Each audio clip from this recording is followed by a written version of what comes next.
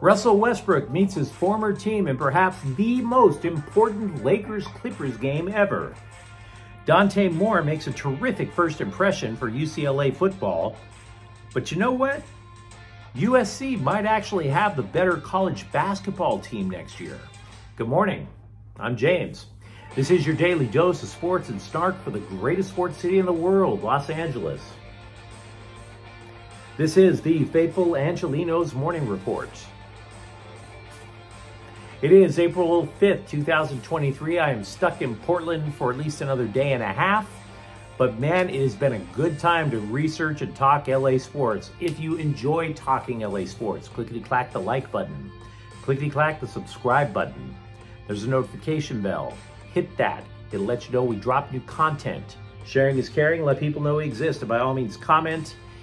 Just don't ask me how many crackheads I wind up walking into when I leave the hotel to go to work, because the over-under for every day stands at 4. Now, before we go through the news and notes from around LA, a look at the scoreboard. It took overtime to do it, but last night the Lakers defeated Utah 135-133. LeBron James scores 37 points, including the game winner. Give the Lakers their credit. 2 months ago, they were the 13th ranked team in the Western Conference.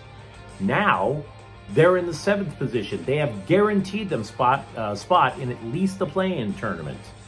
They have also guaranteed that they will at least be 500. Last night's win was number 41. Meanwhile, over at the Ravine, the Dodgers took sole possession of first place in the NL West with a 5-2 victory over Colorado. Will Smith homered in his 3rd consecutive game. And by the way, LA leads the National League in home runs with 13. Tough night for the LA Kings. They lose to Edmonton 3-1. Victor Arvidsson scored. The Oilers have overtaken the Kings for 2nd place in the Pacific Division. Meanwhile, today, we mentioned it at the start, Lakers versus Clippers at Crypto.com. That game is at 7. The Clippers have a 10-game winning streak on the Lakers. But there's a lot more to it than that. Lots. And I have to tell you, as much as we talk about the Lakers here, and they are a fascinating team to watch, I'm really compelled to see what's going down with the Clippers. Did any of us think at the beginning of the year that the Lakers would be on par with the Clippers? I wouldn't have put money on it. And yet they both have the same record. The reason that the Clippers have the 6th slot right now, as opposed to the 7th, is based only on a tiebreaker. So this actually feels like a playoff environment. And if you're thinking about the Clippers, mercy. It is Russell Westbrook's first game versus his old team. We'll talk a little bit more about that in a second. But Paul George is out.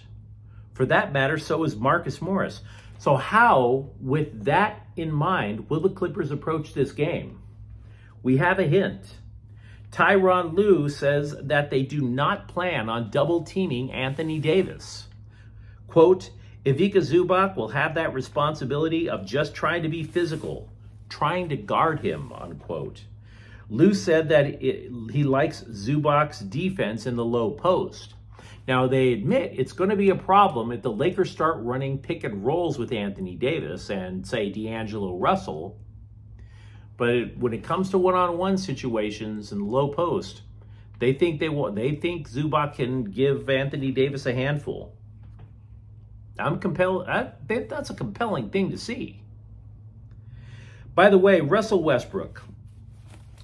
I've been teasing at this because I am not a Russell Westbrook hater. There are plenty of them out there. I understand why they're coming from, but I'd seen Westbrook just absolutely dominate in Oklahoma City and in other spots. The man was called Mr. Triple-Double for a reason. Having said that, he played 130 games in the purple and gold, and it was just absolutely a disaster. There's just no getting around it. They tried a lot of things to try to make it happen. They even eventually convinced him to move to the bench. And Darvin Ham was talking it up. He would call the second unit Russell and the Westbrooks, as if giving it like this sort of Motown 1960s pop music name was going to make it sound any better. And the reason that they had to move him to the bench was because of the spacing problems that were created when Russell was on the first team. He, Anthony Davis, and LeBron James were pretty much running into each other like it was a Laurel and Hardy skit, like they were the Three Stooges, for Pete's sakes, as opposed to three of the all-time greats of the 21st century. So you're asking yourself, what is it about Westbrook now? Because even though the sample size is smaller, he's better with the Clippers than he ever was with the Lakers. That's a fact. For example, his shooting percentage is significantly better. He's hitting 54% of his two-point shots now as a Clipper. And so what did they do? What was the difference? Well, an NBA scout told the Los Angeles Times that when he came to the Lakers had envisioned him as a 3-and-D guy. I don't know if that's true. I really don't. Because if there's two things we know about Russell Westbrook is he doesn't shoot threes and he doesn't necessarily D up. He is the antithesis of a 3-and-D guy. Having said that, over at the Clippers, what they've done is they've allowed Westbrook to run fast breaks. Keep in mind, the Lakers had a really old roster last year. Carmelo Anthony was on the team. Dwight Howard is playing in Asia now, for Pete's sakes. Charles Barkley called the Lakers of last year a bunch of old geezers. There's no way Russell Westbrook can lead a break with a bunch of people who are gasping for air in the second quarter. But the Clippers are more athletic. At least they were then now. So Westbrook gets to run fast breaks. His shooting percentage goes up. His points go up. In addition to that, Tyronn Lue has successfully appealed to Westbrook not to force shots if the fast break isn't there, to just run the offense and see where it comes up. So as a result, Westbrook now is way better with the Clippers than he ever was with the Lakers. And frankly, good for him. Like I said, I'm not a hater. At least not of him. Meanwhile, for the Lakers, a lot of the news for tonight is centered around their health. Darvin Ham, after last night's game in Utah, said that Anthony Davis, LeBron, and D'Angelo Russell need to be checked out before they can be cleared to play tonight. And to be honest with you, that just sounds like a lot of hot air to me. I can't front. Meanwhile, backup center Mo Bamba was upgraded from out to doubtful prior to the game last night against the Jazz. He had a right ankle sprain. It was originally injured March 5th versus Golden State. He hasn't played a lot for the Lakers since they acquired him from Orlando, but having said that, adding an extra big, even if it's for defensive purposes, something you might want to have in your quiver when you go to the postseason. Terrific game at Crypto.com tonight. Can't wait. We've been talking about position battles for UCLA football in spring practice. I mean, I was like, hey, you know, that transfer, Colin Shee, maybe he could be a stopgap while the youngster learns, and we might be wrong about that. Dante Moore looked straight up like a beast on day one of spring ball. Now, Moore was considered by many to be the #2 recruit in the nation coming out of King High School in Detroit.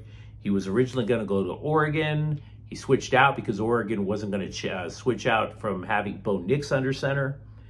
People at the practice said that Moore was accurate, that he was easy to work with, that he threw a tremendous deep ball. Schlee, on the other hand, threw 4 interceptions. Not the strongest first impression. Now, regarding the Bruins defense, a player said that the schemes with new defensive coordinator DeAnton Lynn are the same as the guy he replaced, Bill McGovern, who, by the way, is currently earning $900,000 for this year simply watching Cobra Kai in his office. So we'll see if that's going to be money well spent. Speaking of UCLA, when their basketball team was eliminated from the NCAA tournament, I looked at the roster, looked at who was probably leaving, and I wondered aloud, is USC possibly going to be the better team next year? Possibly. I mean, the Bruins could lose their entire starting lineup. They've already lost 2 players on it. Well, leave it to the folks at ESPN to pour gas into the hype machine and take that monster around the track a couple of times. They have created a, quote, way too early top 25 for next year. UCLA is ranked, but they're ranked 25th. USC is ranked 16th.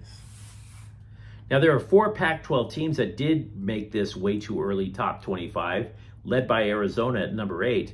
But if you think about it, the Trojans are returning 3 starters.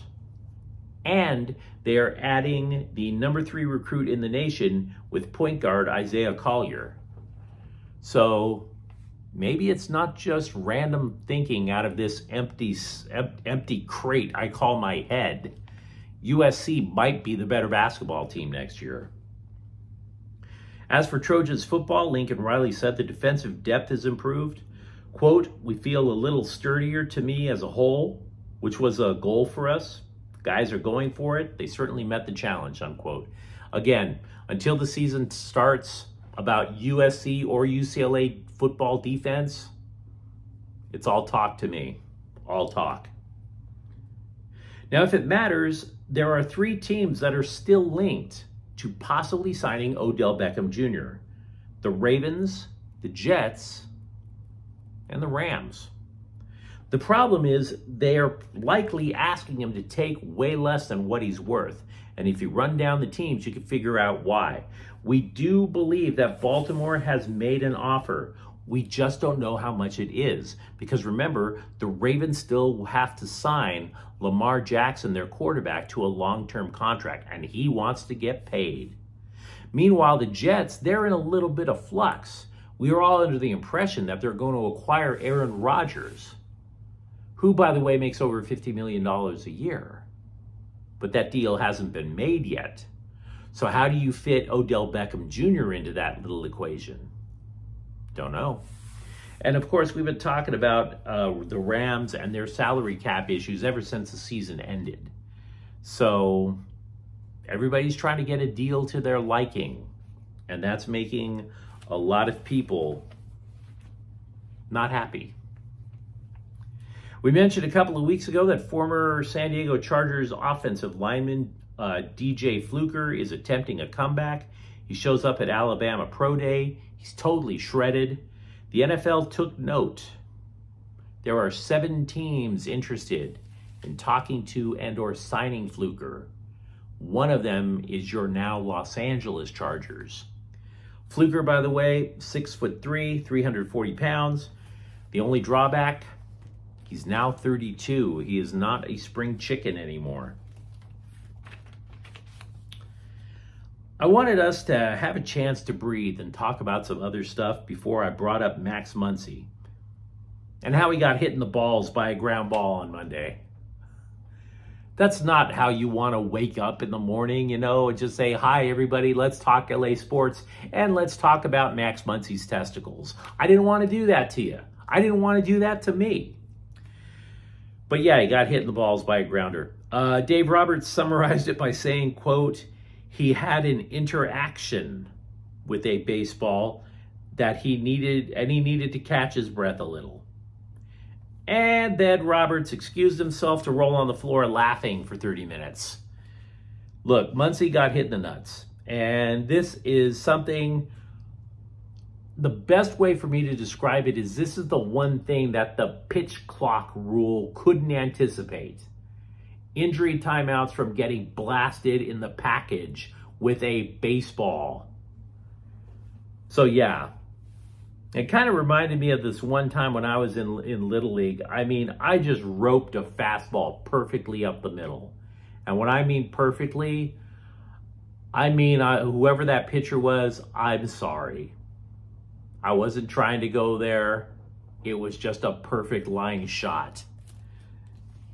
Those are the few things that I remember of my own foray into athletics when I was a kid. If you're curious, by the way, Dodgers top prospect Diego Cartaya is opening up the year with AA Tulsa, Oklahoma. He is considered the number 6 prospect in the game, according to The Athletic. But you let me know what you think in the comments thread. Lakers, Clippers, who you got? And more importantly, why? And do you believe Dante Moore actually is going to claim the job as a true freshman at UCLA? If you enjoyed the content, don't forget to subscribe to Faithful Angelenos. We're talking LA sports every single day here. Thank you for watching. I'm James. We'll be back tomorrow. Faithful Angelenos is a Kian Corte El Queso production. Take care.